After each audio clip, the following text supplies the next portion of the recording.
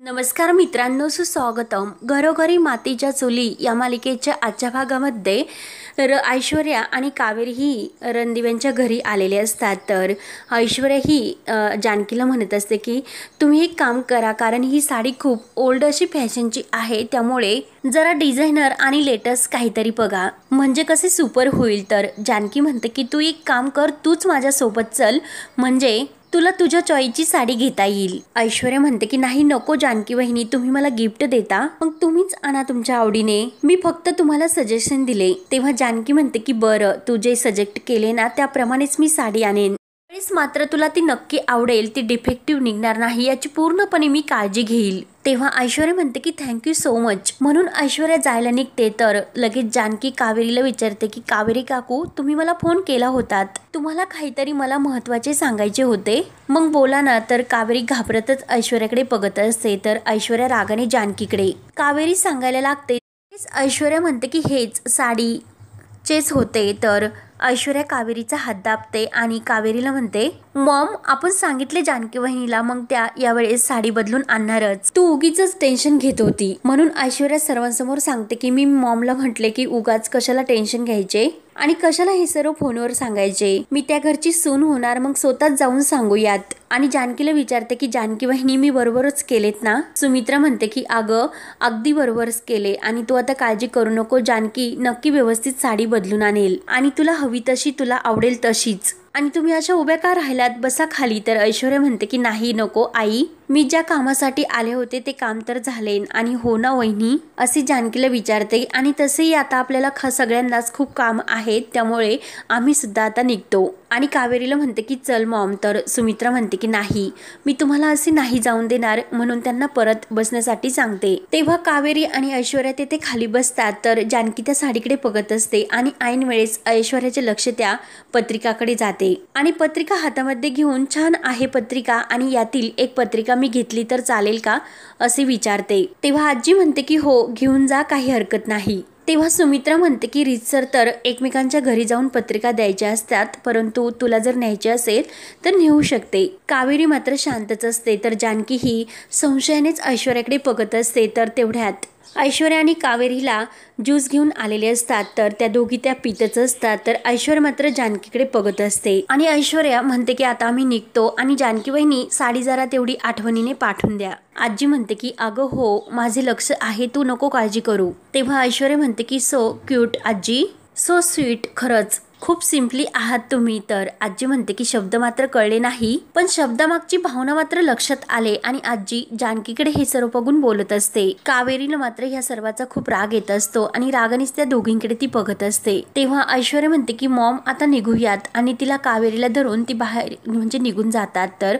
जानकी मात्र त्यांच्याकडेच बघत असते. त्यानंतर इकडे ऐश्वर्या लगेच कावेरीला बाहेर गाडीजवळ ढकलून देते. तर कावेरी म्हणते की अगं काय ऐश्वर्या. तर ऐश्वर्या रागाने म्हणते की ह्या लग्नामुळे सर्वजण किती आनंदी आहे, त्यांच्या चेहऱ्यावरचा आनंद तू बघितलास ना, आणि तू त्यांना माझा प्लॅन सांगून त्यांच्या आनंदावर विरजन घालणार होतीस का. आणि रागाने ऐश्वर्या कावेरीवर धावून जाते आणि परत कावेरीला जवळून घेते की मॉम मला हे सर्व करायचे, परंतु कधी नंतर, कळले का तुला, आणि चल गाडीमध्ये बस. तर कावेरी म्हणते की ऐश्वर्या तू हे जे काही करते ना ते बरोबर करत नाही. तर ऐश्वर्या म्हणते की मग काय करू, जाऊन सांगणार का तू, आणि जा सांग, म्हणून कावेरीला पुन्हा ढकलून देते. आणि कावेरीला म्हणते की एकदा ऐश्वर्याचा प्लॅन ठरला ना ठरलाच, आणि कसे आहे की सौमित्र माझ्याबरोबर जे काही वागला, त्याने जे काही केलेत, मग तुला माझ्या हे केल्याचा अभिमान मात्र वाटलाच पाहिजे. आज मी त्यांच्या साडीला भोग पाडले, पण उद्या या अख्ख्या घराची चाळण करणार. ते ऐकून कावेरीला आणखीनच ऐश्वर्याचा राग येतो आणि ऐश्वर्या त्या घराकडे बघत हे सर्व बोलत असते. आणि तेवढ्यात सारंग बाहेर येतो.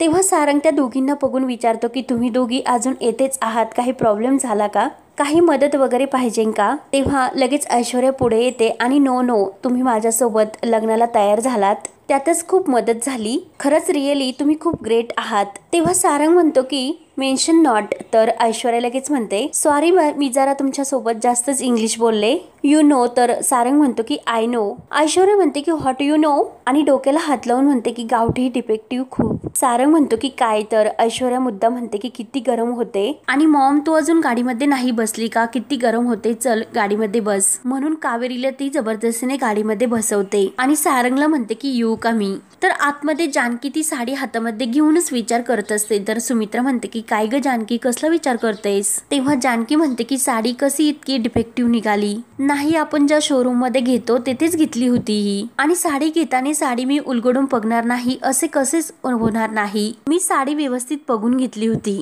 मग साडी इतकी फाटलेली कसे शक्य आहे. नाना म्हणतात की जानकी तू इतका विचार नको करूस. आपण इतक्या मोठ्या गोष्टी सोडून दिल्या मग इतक्या छोट्या गोष्टीचा नको विचार करू. साडीच फाटली ना मग जा आणि नवीन घेऊन ये.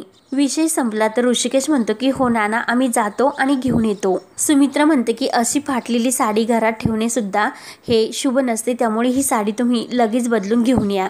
आणि येताने शर्वरीकडे जावे बापूंना आणि तिला आग्रहाचे निमंत्रण देऊन या. तेव्हा जानकी हो बोलते. तर इकडे शर्वरी ही विक्रमला म्हणते की ही तुझी कडक कॉफी आवडती. तेव्हा विक्रम म्हणतो की माझी फेवरेट कॉफी दिली म्हणजे तुझा राग गेला वाटतं. तेव्हा शर्वरी जायला निघते. तर विक्रम तिच्या हाताला धरतो आणि बस ना आपण जरा वेळ बोलूयात असे म्हणतो. तेव्हा विक्रम म्हणतो की अगं शरू वाद कशाला आपल्यामध्ये घालायचा, तू इतकी सुंदर कॉफी मला बनवली मग एक सुंदर स्माइल सुद्धा दे ना. तेव्हा शर्वरी लगेच खुश होऊन विक्रमकडे बघून हसतच असते आणि तेवढ्यात नेहाचा कॉल येतो. तेव्हा विक्रम तो फोन कट करतो आणि आज वेळ फक्त तुझ्यासाठी असे शर्वरीला म्हणतो. तेव्हा शर्वरी तर आणखीन खुश होते आणि परत नेहाचा कॉल येतो. तेव्हा शर्वरी म्हणते की घे अरे. तर विक्रम विचारतो की रिअली आणि थँक्यू. तेव्हा विक्रम नेहाबरोबर फोनवर बोलत असतो. तर शर्वरीला आणखीनच राग येत असतो. तेव्हा विक्रम म्हणतो की तू तिकडे एन्जॉय कर आणि साईला सुद्धा माझ्याकडून बर्थडेच्या विश दे. तर लगेच फोन ठेवल्यानंतर शर्वरी विचारते की हा साहिल कोण. तर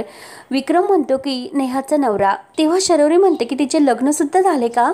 विक्रम म्हणतो की ऑफकोर्स. तर शर्वरी विचारते की नवरा बायको मध्ये मग पटत नाही का. विक्रम विचारतो की अगं शरू तुला असे का वाटते. अगं त्यांच्यामध्ये सर्व काही ओके आहेत आणि नेहाला सुट्टी हवी होती. साहिलचा बर्थडे आहे आणि ते सिटी मार्केटला गेले की बर्थडे सेलिब्रेट करण्यासाठी आणि चल मी सुद्धा जाऊन येतो. तर शर्वरी म्हणते की अरे पण कॉफी. तर विक्रम म्हणतो की घेतो आणि कॉफी घेऊन तो निघून जातो. तेव्हा शर्वरी विचार करते की सिटी मार्केट म्हणजे ती सुद्धा तिकडे जाणार असते. त्यानंतर इकडे निकिता आणि काही फ्रेंड्स ऐश्वर्याच्या असतात. तर त्या ऐश्वर्याला समजावण्यासाठी आलेल्या असतात. परंतु निकिताला टेन्शन येते की ऐश्वर्याला हे सर्व कसे समजावायचे आणि तेवढ्यात ऐश्वर्या येते आणि त्या मैत्रिणी नाराजच असतात. तर ऐश्वर्या म्हणते काय तुम्ही इतक्या तोंड पाडून बसलात. तुमची लाडकी मैत्रीण हरलेली बाजी सुद्धा जिंकली मग ते सेलिब्रेट करायचे सोडून तुम्ही असं तोंड पाडून का बसलात. तेव्हा निकिता म्हणते की ऐश्वर्या तसे नाही, आपण भावनेच्या भरात जाऊन चुकीच्या व्यक्तीशी लग्न करतो आणि नंतर पश्चाताप करण्याची वेळ येते. तेव्हा ऐश्वर्या म्हणते की ती तुला आली मला नाही, कारण पश्चाताप हा शब्द ऐश्वर्याच्या लाईफमध्येच नाही. आणि तुला मागच्या वेळीच सांगितले होते की ऐश्वर्यावर जर कुणी वार केला तर ती उलटून वार करतच असते. ती तशी कुणाला सोडत नाही आणि कमावून माझ्या आता लग्न होते त्याच दिवशी त्याच मुहूर्तावर आणि जसे विधी ठरले होते अगदी तसेच पार पडणार. काय निकिता रणदिव्यांची सून होणार मी. तर निकिता म्हणते ऐश्वर्या हे बघ तू कितीही रागवली तरी आम्ही तुझ्या मैत्रिणी आहोत, तुझ्या भल्यासाठी बोलणारच ना ग. ऐश्वर्या म्हणते की माय डिअर निकिता माझे भले मला चांगले समजते, तू ते शिकू नकोस, तू फक्त एन्जॉय कर. आणि एक काम तू माझ्या टेटसला जसे शोभतील तसे कपडे घालून ये, असले वगैरे कपडे काही घालून येऊ नकोस. आणि आज तर आपली पार्टी आहे त्यामुळे तुम्ही असे तोंड पाडून घेऊन येऊ नकात.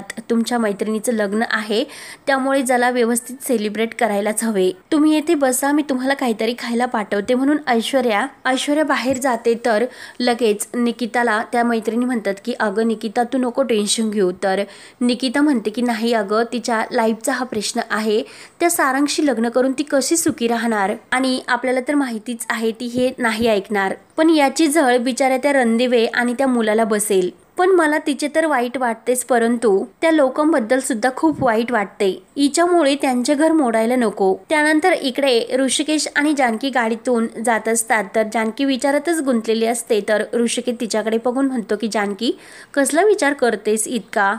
की म्हणते की ऋषिकेश, माझ्या मनाचं समाधान झालेले नाही आणि तुम्हाला तर चांगलेच माहिती आहे की काही विपरीत घडणार असेल तर माझ्या मनाला त्याची हुरहुर लागतेच आणि तशा कल्पना माझ्या मनात येते आणि येथे काहीतरी नक्की वाईट घडणार असे माझ्या मनाला वाटतेच. ऋषिकेश म्हणतो की यावेळेस तुझ्या मनाचे ते खेळ आहेत. तू ज्या गोष्टींचा विचार करतेस ना, तू जो अति विचार करते त्याचा हा परिणाम आहे. तेव्हा जानकी म्हणते की ऋषिकेश, हे सर्व तुमच्या समोर सुद्धा घडलेले आहे. देवी आईला जेव्हा गेला होतो तेव्हा तेथे डावा कौल आपल्याला देवी आईने दिला. तेव्हा ऋषिकेशला त्या कौलाची आठवण होते आणि जानकी म्हणते की त्यानंतरच सौमित्र भाऊजी घर सोडून निघून गेले आणि ती चिठ्ठी वाचून नानांना किती मोठा धक्का बसलेला असतो. आणि सयाजी रावांच्या घरी जेव्हा जानकी आणि ऋषिकेश जातात ते सर्व सांगण्यासाठी, तेव्हा सयाजी रावांनी सुद्धा ही ऋषिकेशवर बंदुकीची गोळी झाडली होती आणि ती गोळी जानकीने कशी दुसरीकडे ही झेलली हे सर्व क्षण ऋषिकेशला सुद्धा आठवतात. जानकी म्हणते की आपण हे सांगण्यासाठी सयाजी काकांच्या घरी गेलो होतो तेव्हा सुद्धा ऐश्वर्याने कसे तांडव केले होते ते तुम्ही पाहिले ना. तेव्हा ऋषिकेशला त्या क्षणाची सुद्धा आठवण होते. तर जानकी म्हणते की तीच ऐश्वर्या संध्याकाळी तर सारंग भाऊजींना लग्नाची मागणी घालण्यासाठी आपल्या घरी आली आणि या दरम्यान सारंग भाऊजी ऐश्वर्याला अगोदर भेटून सुद्धा आलेत. तेव्हा ऋषिकेश लगेच गाडी थांबवतो आणि काय, तर जानकी म्हणते की हो.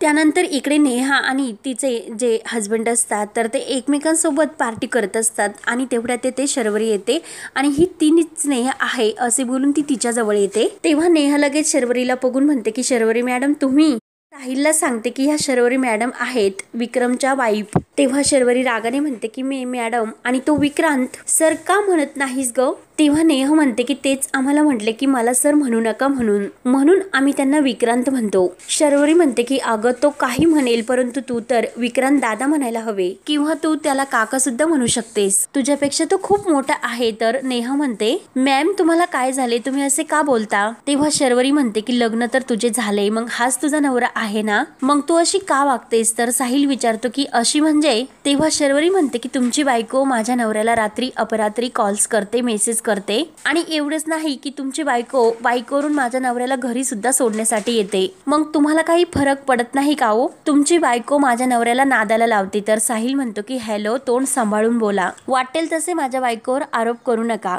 मी माझ्या बायकोला नीट ओळखतो, ती तशी नाही आणि विक्रांतला सुद्धा चांगला ओळखतो की तो सुद्धा तसा नाहीच. तेव्हा नेहा म्हणते की नाहीतर काय, आणि मॅडम कुठल्या जगात जगता हो तुम्ही. विक्रांत आमचा बॉस तर नाहीच, तो आमचा खूप चांगला मित्र सुद्धा आहे. मीच नाही तर सगळा स्टाफ सुद्धा त्याला विक्रांतच म्हणतो. तेव्हा शर्वरी रागाने म्हणते की उगाच तू कव्हर अप करू नकोस, मला चांगलेच माहिती आहे की तुमचे काय चालले ते. माझ्या नवऱ्याला तू मोहात पाडतेस, मी बघितलेस बाईकवर गळ्यात हात टाकून बसलेले. नेहा म्हणते की काय, तुमच्यामध्ये खांद्यावर हात टाकणे त्याला गळ्यात हात टाकणे असे म्हणतात का. शी, खरंच किती विष आहे हो तुमच्या मनात. तेव्हा शर्वरी रागाने शटाप बोलून नेहाच्या कानामागे देते. तर साहिल म्हणतो की हॅलो, काय करता तुम्ही हे सर्व. आणि नेहाला म्हणतो की चल, हिच्याशी बोलण्यात काही अर्थ नाही, इन्सेन बाई आहे ही, चल इकडून. तेव्हा शर्वरी म्हणते की हो, जा जा आणि परत माझ्या नवऱ्याच्या वाटेला जर गेली तर बघतच राहा तू. तेव्हा आजूबाजूचे लोक हे सर्व बघण्यासाठी तेथे जमतात. तर शर्वरी रागाने त्यांना म्हणते की काय, येथे तमाशा सुरू आहे का, चला निघा, म्हणून रागाने त्या माणसांना सुद्धा काढून देते. त्यावर जानकी इकडे ऋषिकेशला म्हणत असते की हे सर्व काय चालले तेच मला कळत नाही. काल जेव्हा मी ऐश्वर्याची ओटी भरली तेव्हा तर साडी ही व्यवस्थित होती, फाटलेली नव्हती. मी सर्व काही व्यवस्थित चेक केले होते. सगळं काही मला हे बघून विस्कळीत झाल्यासारखे वाटायला लागले. ऋषिकेश म्हणतो की जानकी, अगं तुला काय झाले. अगं जानकी, तूच म्हणत असते की सगळं काही स्वच्छ मनाने पॉझिटिव्ह विचार करायला हवा, मग तूच असा निगेटिव्ह विचार का करतेस. एक्झॅक्टली मला उलटे वाटते की देवी आईने आपल्याला डावा कौल दिला, कारण देवाने सौमित्र आणि ऐश्वर्याची गाठ तर बांधलेलीच नव्हती. आपला सौमित्र पळून गेला आणि त्या मुलीने मोठ्या मनाने धाडसाने जो काही निर्णय घेतला त्यातून ही सिच्युएशन वाचवली. जानकी, अगं ऐश्वर्यामुळे सारंग यांनी हरलेली बाजी सुद्धा जिंकली असे तुला का वाटत नाही ग. अगं सौमित्र पळून गेल्यामुळे जे काही भयंकर घडणार होते त्यातून एक पॉझिटिव्ह मार्ग निघाला असे तुला वाटत नाही का. त्यामुळे प्लीज तू असे काही विचार मनात ठेवू नकोस आणि जे काही घडते ते चांगल्यासाठी घडते, तो विचार करून आनंदाने या सर्वमध्ये तू सहभागी हो. तेव्हा ऋषिकेश गाडी घेऊन चालतो. तर लगेच जानकी विचार करते की ऋषिकेश, मी तुम्हाला कसे समजावं की माझ्या मनाने जे काही संकेत मला दिलेले असतात ते फक्त मला जाणवतात आणि पूर्वी मला जाणवले तर तुम्हाला सुद्धा ते जाणवत होते, पण आता तुम्हाला ते काय जाणवत नाही. ही वादळापूर्वीची शांतता आहे ऋषिकेश. त्यानंतर इकडे शर्वरी घरी येते तर विक्रांत विक्रांत तिच्यावर भयंकर चिडतो आणि तू नेहाला का मारलेस, काय चालले तुझे हे सर्व, आणि असे तू वागल्याने नेहा आणि साहिलचे घर तर मोडेलच आणि आपलं सुद्धा घर मोडेल. शर्वरी म्हणते की मोडेल काय, मोडलेलेच आहे आणि ते तू मोडले. तेव्हा शर्वरी लगेच हॉटेलमधील नेहा आणि ते सर्व स्टॉप जो गेलेला असतो त्याचे बिल दाखवते आणि विक्रांत हे सर्व काय आहे, तर विक्रांत म्हणतो की मी आणि नेहा नव्हतो तर सर्व काही स्टाफ होता. विक्रांत म्हणतो की हवे तर तू सर्वांना विचारू शकते, तर शर्वरी म्हणते की नाही, तू आत्ताच्या आत्ता तिला कामावरून काढून टाक. विक्रांत म्हणतो की अगं शरू तू काय बडबडतेस, तुला का कळत नाही, आणि तेवढ्यात दरवाजामध्ये बेल वाजते. तेव्हा शर्वरी म्हणते की घे, आली असेल तीच, तुझ्याशिवाय चैन पडत नसेल, आणि तिला म्हणा की येथे बायको आहे घरामध्ये. तर विक्रांत दरवाजा उघडतो तर जानकी आणि ऋषिकेश असतात, तर त्यांना बघून त्या दोघांना सुद्धा धक्काच बसतो. तर हा भाग येथे संपतो. पुढील भागामध्ये जानकी ऋषिकेशला म्हणत असते की सौमित्र भाऊजीवर सुद्धा लक्ष ठेवा आणि ते कुठे आहे हे माहिती नाही. तर ऋषिकेश म्हणतो तो त्याच्या मनाने पळून गेला आणि देवाने कृपेने त्यांनी लग्न सुद्धा केले असेल आणि त्यांच्या आयुष्यात ते सुखी सुद्धा असतील. तेव्हा ऐश्वर्याच्या माणसाचा फोन येतो आणि लगेच ऐश्वर्याला ते ऐकून खूप आनंद होतो आणि ती लगेच सयाजीला म्हणते की डॅडा आपल्याला एका ठिकाणी जायचे. तेव्हा ऐश्वर्या ही सयाजी काकांना घेऊन एका ठिकाणी येते जेथे सौमित्राला बांधून ठेवलेले असते. तेव्हा सयाजी काका ते सर्व बघून त्यांना तर धक्काच बसतो. तर आता पुढे काय होणार हे पाहण्यासाठी चॅनलला नक्की सबस्क्राईब करत राहा. धन्यवाद.